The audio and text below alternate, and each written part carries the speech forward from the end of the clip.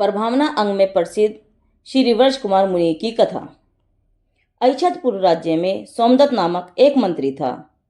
उसकी गर्भवती पत्नी यज्ञदत्ता को आम खाने की इच्छा हुई। उस समय आम पकने का मौसम नहीं था, फिर भी मंत्री ने वन में जाकर आम ढूंढा तो एक पेड़ पर एक पका हुआ आम लगा दिखाई दिया। उसे बड़ा आश्चर्य हुआ। उसने उस आम वृक्ष के नीचे एक वीतरागी मुनिराज को ध्यान से बैठे देखकर सोचा कि शायद इन्हीं के प्रभाव से इस पेड़ पर आम पक गया है। उसने उस पर से बहुत से फल तोड़कर अपनी प्रिय के पास पहुंचा दिए और आप मुनिराज को नमस्कार कर भक्ति से उनके पांवों के पास बैठ गया। मुनि महाराज ने उस मंत्री को निकट भव्य जानकर धर्म का स्वरूप समझाया। उसी समय अत्यंत वैराग्यपूर्ण उपदेश सुनकर मंत्री दीक्षा लेकर मुनि हो गए। सोमदत्त मुनिराज नाभिगिरी नामक पर्वत पर जाकर तपश्चर्या करने लगे और परिश्रम सहन कर अपनी आत्म शक्ति को बढ़ाने लगे। इधर यज्ञदत्ता के समय पाकर पुत्र हुआ। उसकी दिव्य सुंदरता और तेज को देखकर यज्ञदत्ता बड़ी प्रसन्न हुई। घर के लोगों के साथ मिलकर यज्ञदत्ता नाभिगिरी पर पहुंची। मुनि इस समय तापस योग से अर्थात सूर्य के सामने मुंह किए ध्यान कर रहे थे। उन्हें मुनि वेश में देखकर यज्ञदत्ता के क्रोध का कोई ठिकाना नहीं रहा। उसने गरज कर कहा, दुष्ट पापी, यदि तुझे ऐसा करना था, मेरी जिंदगी बिगाड़नी थी, तो पहले से ही मुझे ना भियाता। बतला तो अब मैं किसके पास जाकर रहूं? निर्दयी, तुझे दया भी ना आई जो मुझे निराशे छोड़कर तप करने को यहाँ चला आया। अब इस बच्चे का पालन कौन करेगा? जरा कह तो सही, मुझसे इसका पालन नहीं होता, तू ही इसे लेकर पाल।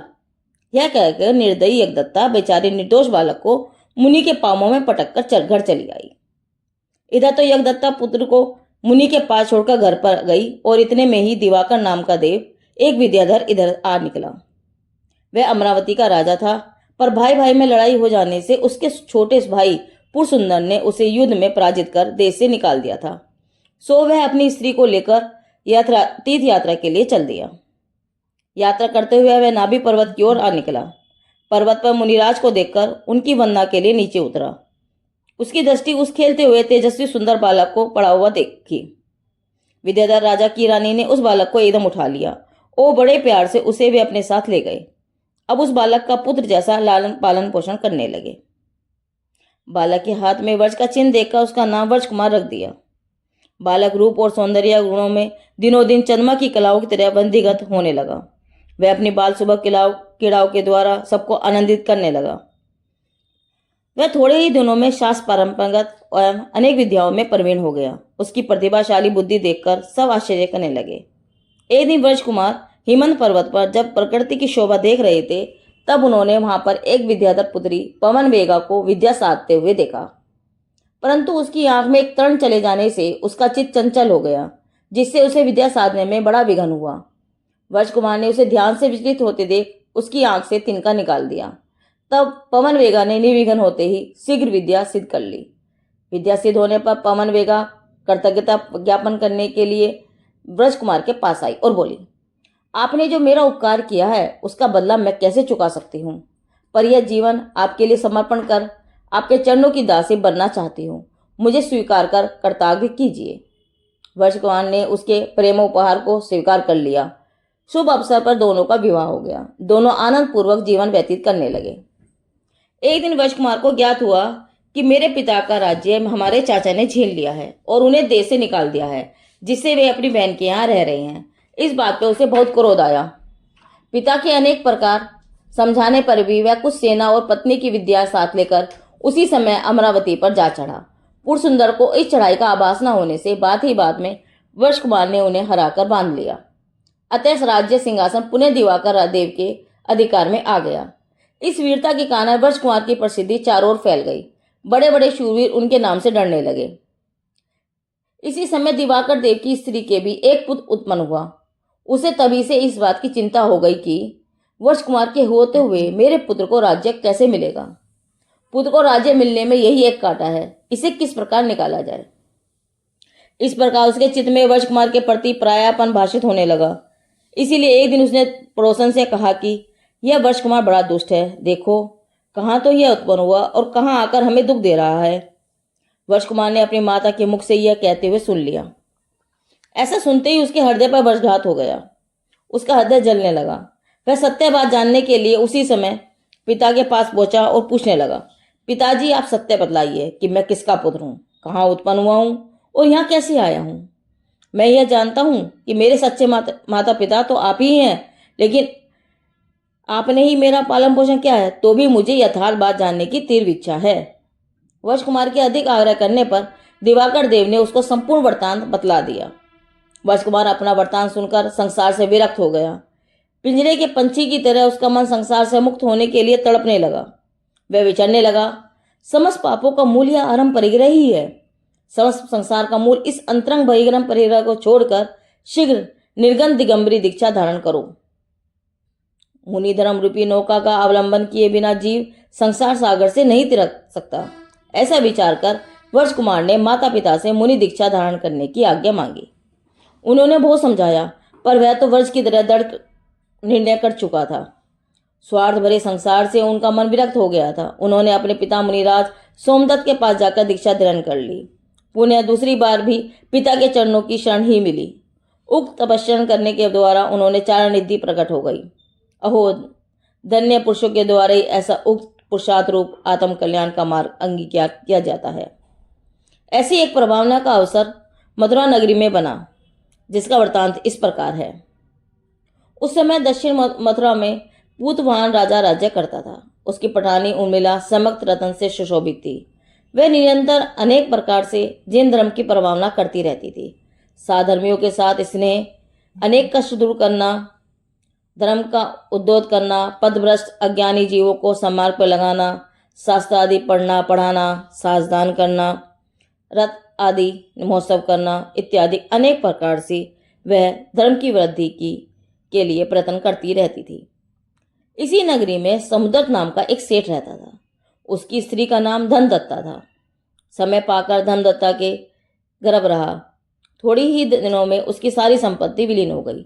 अशुभ कर्मोदय से हथेली पर रखा सोना भी कोटि यत्न करने पर भी राख हो जाता है। अरे, इस चंचल संपदा पर मद और भरोसा करने जैसा नहीं है। यह तो क्षण में विद्युत के समान चमक कर विलीन हो जाती है। जब धनदत्ता के पुत्री का जन्म हुआ तो पिता को महान कष्ट हुआ और पुत्री की उत्पत्ति के तीसरे दिन वह संसार से चल बसा। पति की मृत्यु के 6 महीने उपरांत अशुभ कर्मोदय से धनदत्ता की भी मृत्यु हो गई। माता पिता की मृत्यु के बाद वह बालिका दर दर की भिखारिणी बन गई। गलियों में पड़े झूठे अन्न के दाने चुन चुन कर खाने लगी। जिनागम के ज्ञाता, पाप रूपी वन को जलाने वाले, सुमेरु पर्वत के समान धैर्यशाली, देह माती जिनके परिग्रह था, ऐसे अभिनंदन और नंदन नाम के 2 मुनिचर्या करते हुए उसी रास्ते से जा रहे थे। उसकी दृष्टि उन कन्या पर पड़ी। उन्होंने निमित ज्ञान से जान कहा, अहो, संसार की स्थिति विचित्र है। देखो, यही कन्या अभी जो झूठन खा खाकर उधर भर रही है, भविष्य में राजा पूतवाहन की पटरानी होगी। मुनराजों के इन वचनों को एक बौद्ध धर्म अनुयायी ने सुन लिया। उसने सोचा, जैन ऋषियों के वचन अन्यथा नहीं होते, अतः इस कन्या का पालन करना चाहिए। इसे बौद्ध धर्म की शिक्षा देनी चाहिए। इसके कारण अपनी भी उन्नति हो सकती है। ऐसा विचार कर वह उस कन्या को घर ले आया और उसका नाम बुद्धदासी रख दिया। युवावस्था आने पर उसने रति से बढ़कर सौंदर्य प्राप्त किया। अपने अप्सराओं के तुल्य सौंदर्य से जगत को मोहित करती हुई एक दिन वह बगीचे में झूल रही थी तथा वहां से राजा पूतवाहन की सवारी निकल रही थी। राजा उनके सौंदर्य को देखकर मुग्ध हो गया। पश्चात राजा के कहने मात्र से उसका विवाह राजा के साथ हो गया। अहो, एक सेठ कन्या कर्मोदय से क्षण में भिखारिणी से क्षण भर में महारानी बन गई। राजा उसके भोग में सब कुछ भूल गया तथा राजपाट से भी विमुख हो गया।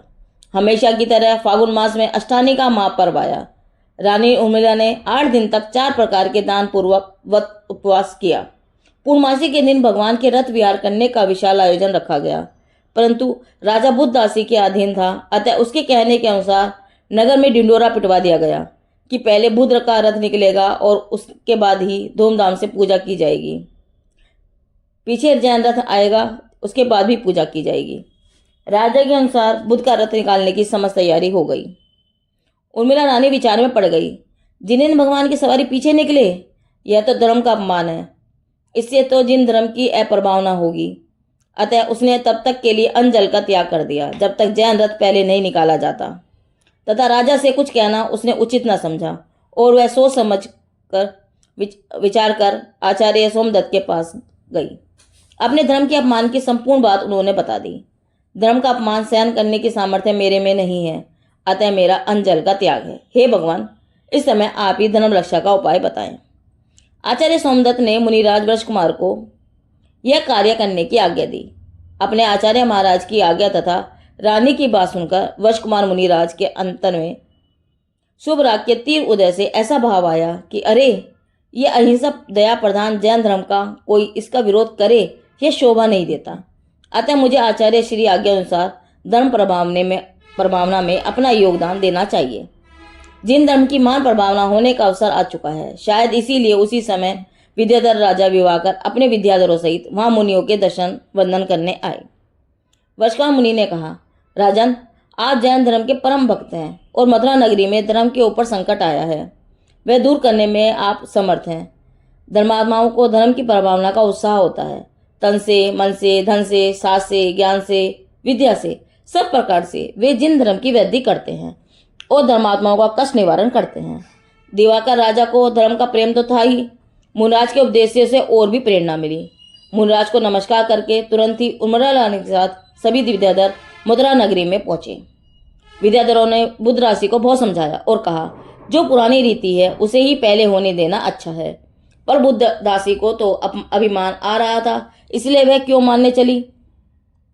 विद्याधरों ने सीधेपन से अपना कार्य न होते देखकर बुद्ध दासी के नियुक्त किए हुए सिपाहियों से लड़ना शुरू कर दिया और बाद की बात में उन्हें भगाकर बड़े उत्सव और आनंद के साथ जिनेंद्र रथ यात्रा निकालने की धूमधाम से व्यवस्था की। जब जिनेंद्र भगवान का रथ निकला तो चारों ओर विमान लिए विद्याधर उपस्थित थे, मानो देव लोग ही रथोत्सव में आए हों। आकाश से पुष्पवृष्टि हो रही थी, ध्वजाएं आकाश को छू रही थी, भेरी, दुदंबी, घंटा आदि अनेक वाद्य मधुर स्वर में बज रहे थे। रथ के निर्विघ्न निकलने से सबको बड़ा आनंद हुआ। जैन धर्म की खूब प्रभावना हुई। इस प्रकार जिन धर्म की प्रभावना और आश्चर्य देखकर राजा और बुद्धदासी ने भी हजारों नर नारियों सहित जैन धर्म अंगीकार कर लिया और मुनिराज वृष कुमार की वंदना की। उस दिन से नगर में अकेला जिन भगवान का ही रथ धूमधाम से निकलने लगा। इस प्रकार सर्वत्र जिन धर्म की प्रभावना हुई। धर्म प्रभावना होती देखकर उर्मिला बहुत प्रसन्न हुई और उसने बारंबार मुनिराज की स्तुति और वंदना की। सबने उर्मिला का बहुत सम्मान किया। उस दिन से राजा भी उर्मिला की बात मानने लगा। इस प्रकार वृष कुमार मुनि और उर्मिला रानी द्वारा जिन धर्म की महान प्रभावना हुई। वृष कुमार मुनिराज की यह कहानी हमें जिन धर्म की सेवा और अत्यंत महिमा पूर्वक उनकी प्रभावना करने की शिक्षा देती है। अतः हमें भी तन मन धन से, ज्ञान से, श्रद्धा से धर्म पे आए हुए संकट का निवारण करके धर्म की प्रभावना करनी चाहिए। प्रभावना अंग में प्रसिद्ध मुनि श्री वृष कुमार की कथा पूरी हुई। जिनवाणी माता की जय।